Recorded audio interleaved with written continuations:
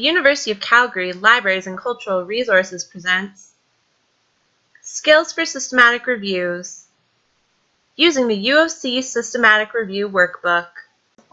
The U of C Systematic Review Tracking Workbook is designed to help you keep track of the number of records that you find in each database and how many internal and external duplicates you remove from each of those databases. There are three main parts to the workbook. The first two parts are in the database search tracker sheet where we are now, and along the left-hand side in columns A, B, and C are the data source tables where you import your data.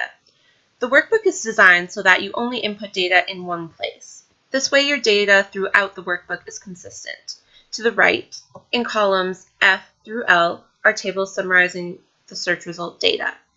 In the Prisma flow diagram sheet is the Prisma flow diagram, which also automatically updates based on the data you import into the data source tables. To demonstrate, we'll go back to the data source tables in the database search tracker sheet. Each table is broken down into information about your data source, the blue section, and information about your search results, the red section. Entering information about your data source is relatively straightforward. The database name is the database name.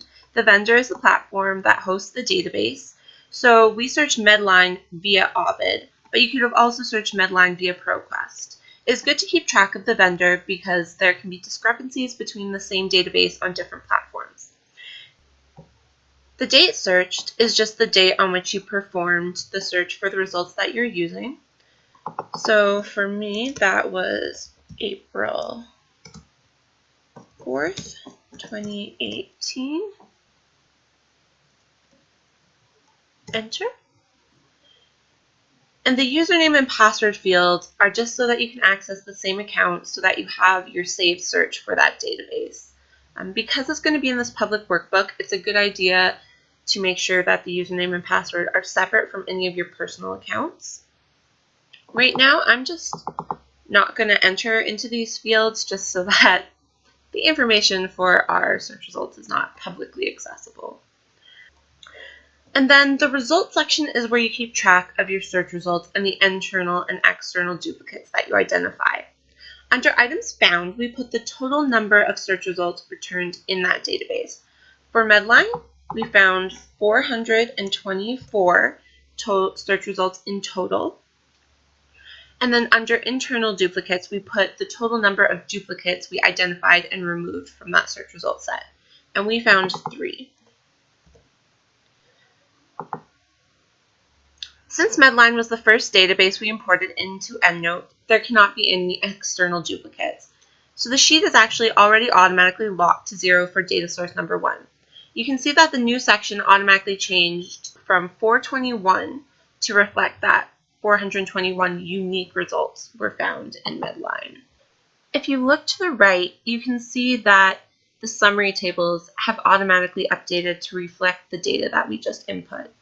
So under data source, there's Medline Ovid with our date searched. Our duplicate results has been updated to 424 items found, 3 internal duplicates, no external duplicates, and 421 unique search results.